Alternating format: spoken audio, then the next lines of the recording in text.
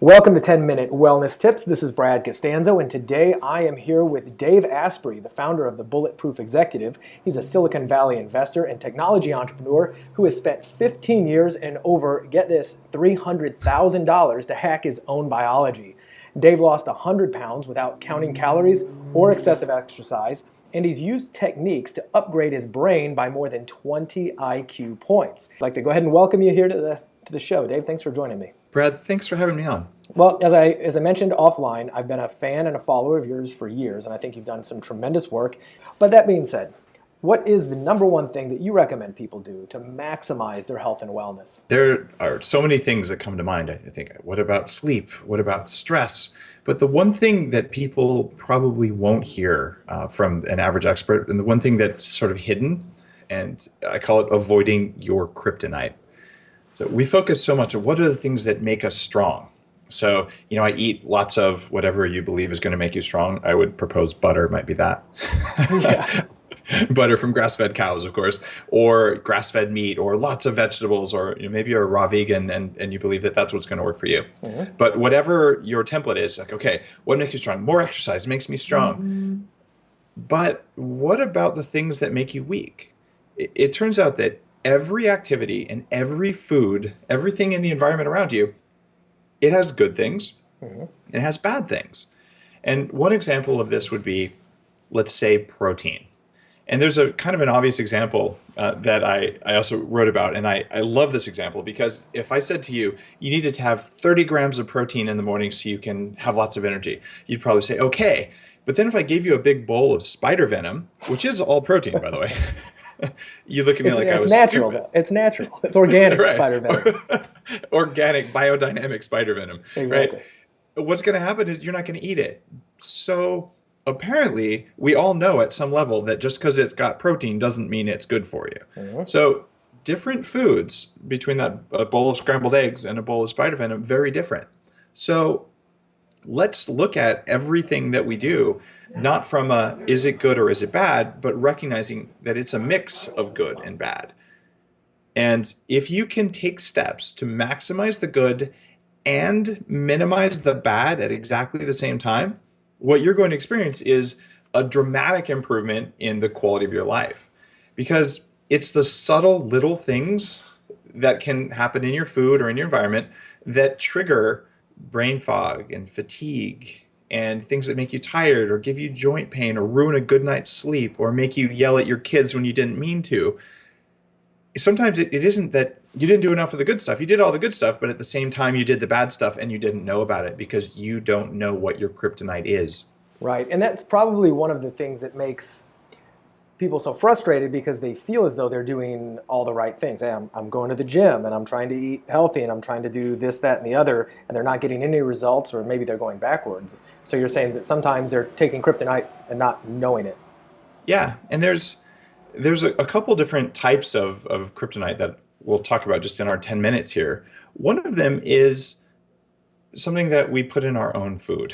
So this is, let's say you add MSG to your food, or you don't know it's added, or in the US, a restaurant can add something that's 74% MSG to your meal, and they can tell you that there's no MSG added because according to our regulations, it's not actually MSG unless it's 75% MSG or more. So really? The cook, that's eye-opening. The cook, he can tell you this. He can say, look, I promise you I added no MSG, and he believes it because his own label just says spice extract. He doesn't know. He just knows people eat a lot of it when he puts it in there.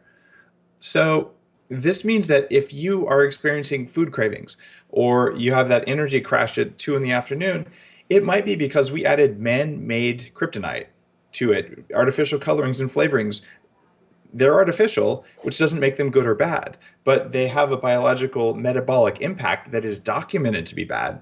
And as a person who's seeking to be high performance, you don't want to have any of that. And less is better. And we go out and we spend a couple bucks on a little fish oil capsule. Okay, that's good oil, assuming that it's not rancid and low quality fish oil, at which point it's bad. But if this much fish oil can do something for you, what will this much margarine do?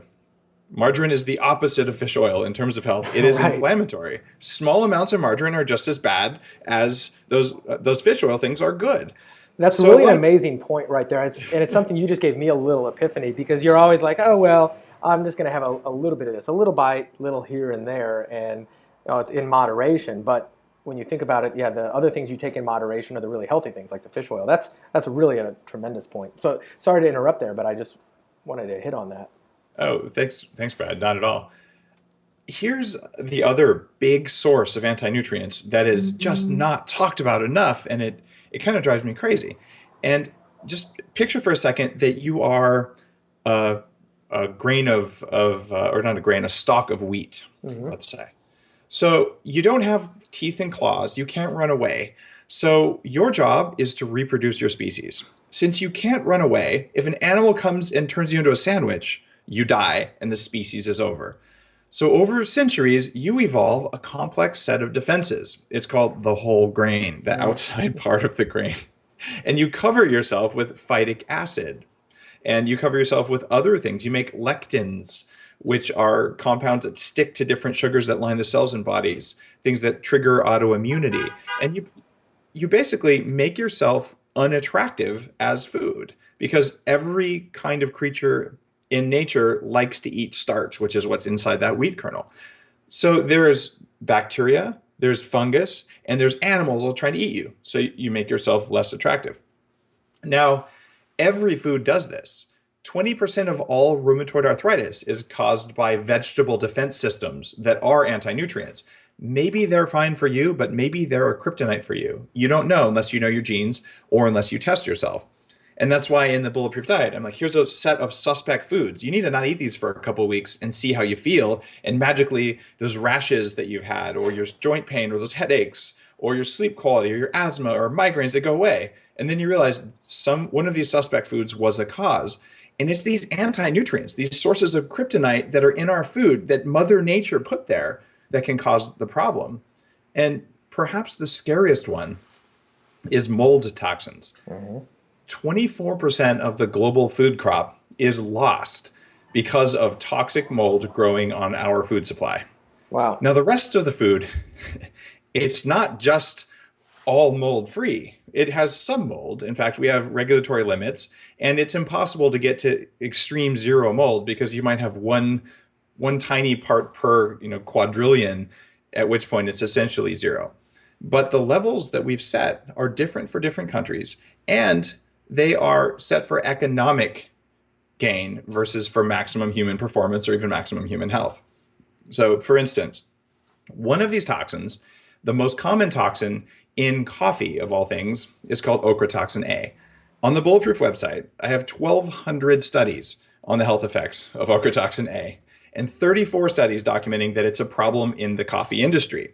The US and Canada have no regulations for the amount of ochratoxin A that's allowed in coffee, but Europe and Asia do have them. So if you drink a cup of coffee in North America, there's a very significant chance that you're getting some amount of ochratoxin A. And I did a little study looking not at whether you're going to get bladder cancer or something, but what does it do for your ability to perform at a cognitive level? So we had a group of people do 2 tests every day of 7 different types of executive function. And what we found was a statistically significant improvement in their test scores when they were using coffee that did not have mold toxins in it. And this is a coffee that I manufacture with lab testing that we actually stop the production of the toxins earlier in the production of coffee, and then we lab test to verify that our process worked.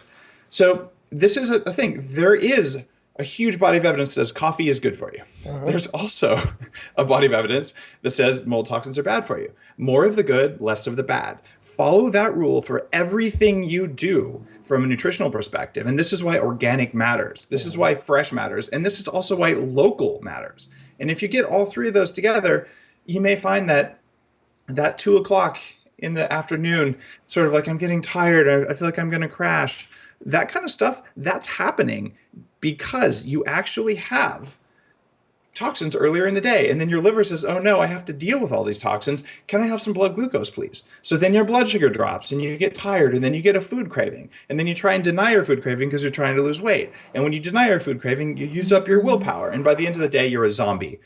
This is why avoiding kryptonite matters, because it lowers that spark. It lowers your ability to bring it, even if you're a little bit tired. Like it takes like spirit life out of you.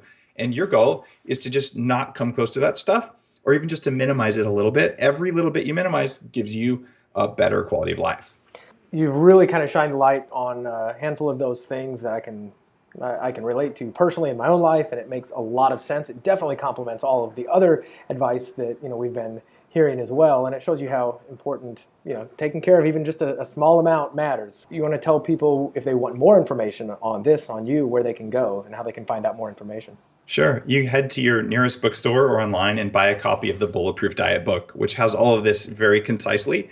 But if you want to get it right now, you can pull out your cell phone and text 58885 in the words BP Diet and your email address, and I'll send you the one-page infographic. You can print it and put it on your fridge. It's free, and it has all of these important points on one page, so you don't have to go study for years to learn all this stuff about where kryptonite hides.